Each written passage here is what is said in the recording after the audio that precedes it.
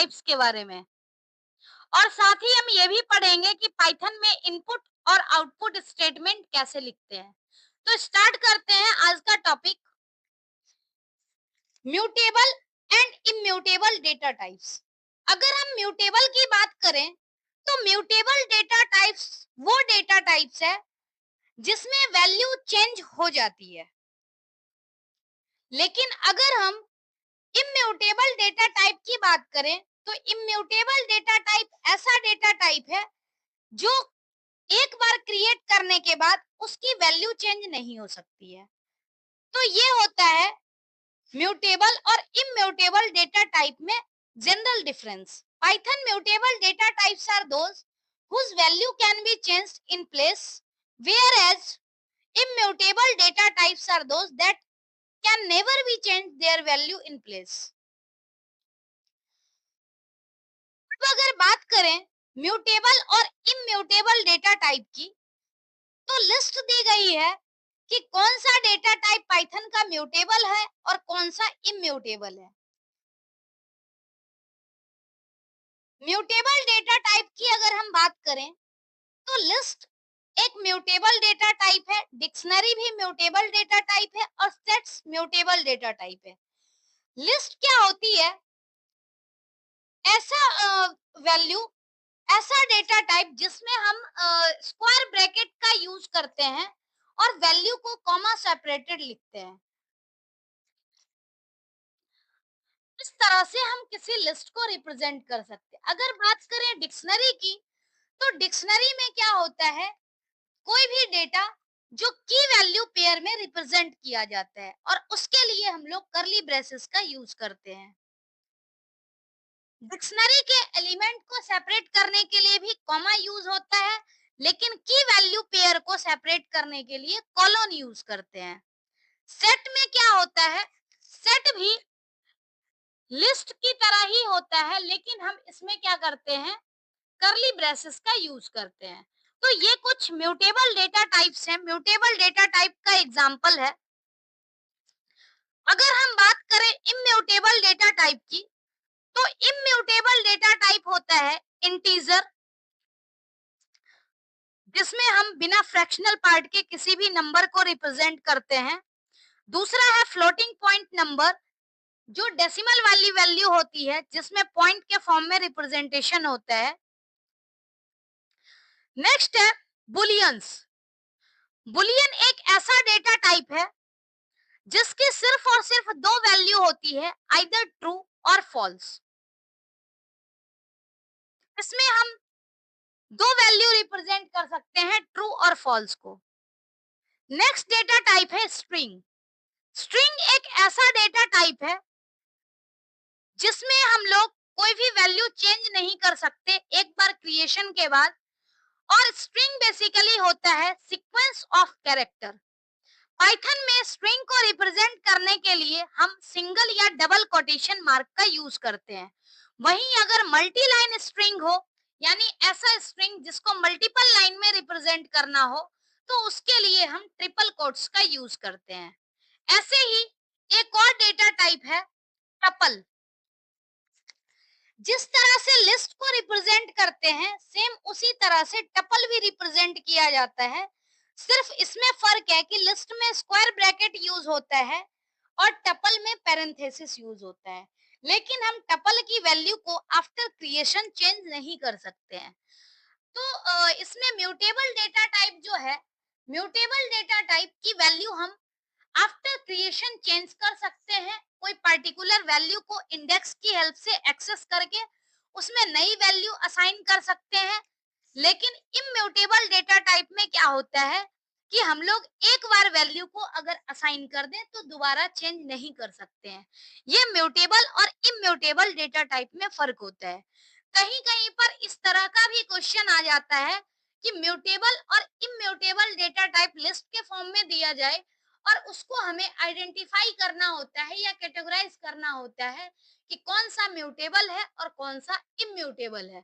तो वो हमें कैटेगरी पता होनी चाहिए कि म्यूटेबल और इम्यूटेबल की कैटेगरी में कौन सा डेटा टाइप आता है। नेक्स्ट आज का टॉपिक है इनपुट एंड आउटपुट। पाइथन के इनपुट और आउटपुट स्टेटमेंट की, तो इनपुट स्टेटमेंट के लिए हम लोग इनपुट फंक्शन यूज करते हैं और आउटपुट के लिए प्रिंट फंक्शन यूज करते हैं. In Python, we have the input function for taking values entered by input device such as a keyboard. जैसे हमें यूजर से अगर इनपुट लेना हो तो उसके लिए हम इनपुट फंक्शन का यूज करते हैं और इनपुट फंक्शन जो है prompts the user to enter data.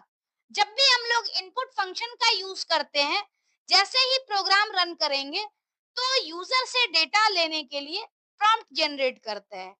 It accepts all user input, whether alphabets, numbers and special character. यानी कि इनपुट फंक्शन किसी भी तरह के इनपुट को एक्सेप्ट करता है, चाहे न्यूमेरिक वैल्यू हो, स्पेशल कैरेक्टर हो या फिर अल्फाबेट हो. अगर हम बात करें सिंटैक्स की, इनपुट फंक्शन का सिंटैक्स होता है इनपुट और प्रॉम्प्ट. यानी इनपुट के बीच में हमें वो मैसेज लिखना होता है जो हम यूजर को शो करना चाहते हैं, और इनपुट फंक्शन की हेल्प से जो भी यूजर इनपुट करेगा वो वेरिएबल में असाइन हो जाता है. तो इस तरह से ये जो सिंटैक्स है ये इनपुट फंक्शन का सिंटैक्स है. Prompt is the string we may like to display on the screen prior to taking the input.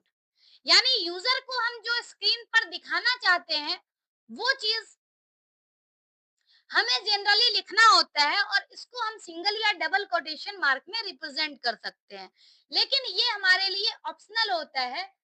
But user को समझ में आए कि हमें एक्चुअली करना क्या है, तो उसके लिए बेटर प्रैक्टिस है कि हम यूजर को मैसेज दें. नेक्स्ट है the input takes exactly what is typed from the keyboard, convert it into a string and assigns it to the variable on left hand side of assignment operator. कहने का मतलब जो है user input function की help से जब user से input लेता है, जो भी कीबोर्ड द्वारा टाइप की जाती है, यूजर कीबोर्ड द्वारा टाइप किए गए सारे वैल्यू को इनपुट के फॉर्म में लेता है, उसको स्ट्रिंग में कन्वर्ट करता है, क्योंकि बाय डिफॉल्ट जो इनपुट फंक्शन की जो रिटर्न टाइप होती है वो स्ट्रिंग होती है. और रिटर्न टाइप जब स्ट्रिंग होगी तो उस केस में अगर हम स्ट्रिंग वैल्यू एंटर करते हैं तो हमें उसको कन्वर्ट नहीं करना पड़ता.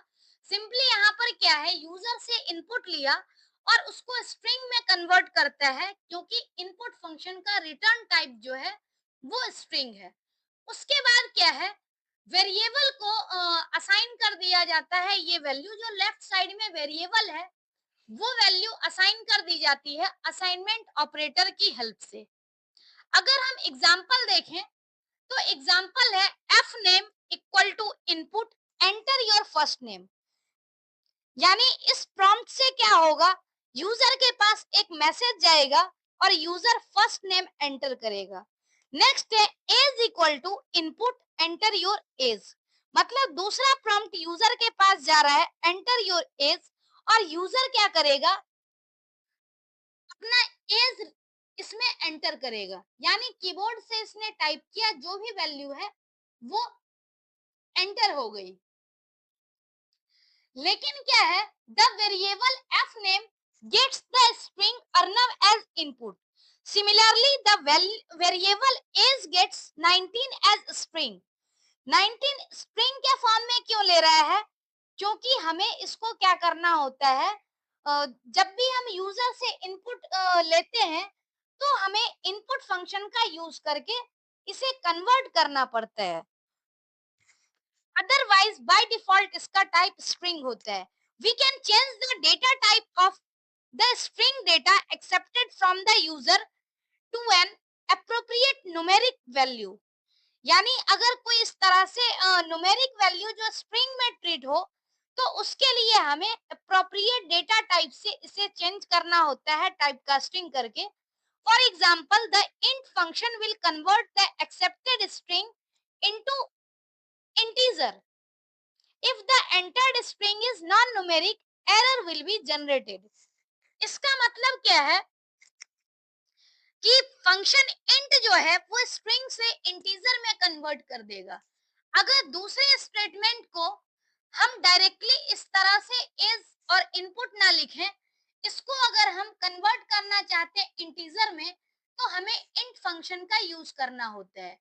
और अब जो यूजर एंटर करेगा 19, तो इसका अगर हम एज का टाइप देखें तो उसके लिए हम टाइप फंक्शन यूज करते हैं।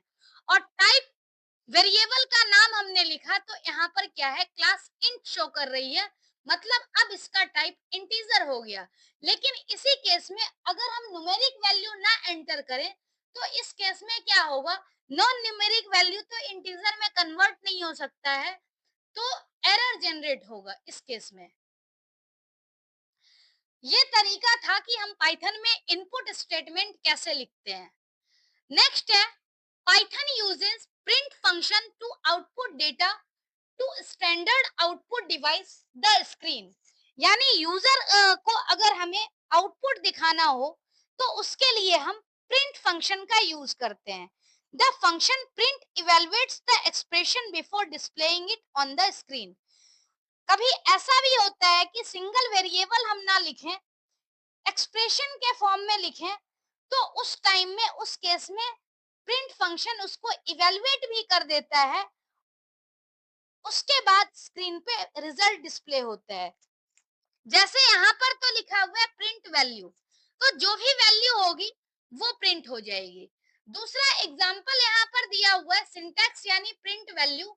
अगर इस जगह पर प्रिंट हेलो लिखा हुआ है, तो चूंकि डबल कोटेशन मार्क में है यानी ये स्ट्रिंग है, और डबल कोटेशन मार्क का एज इट इज प्रिंट होता है, तो आउटपुट हेलो हो गया।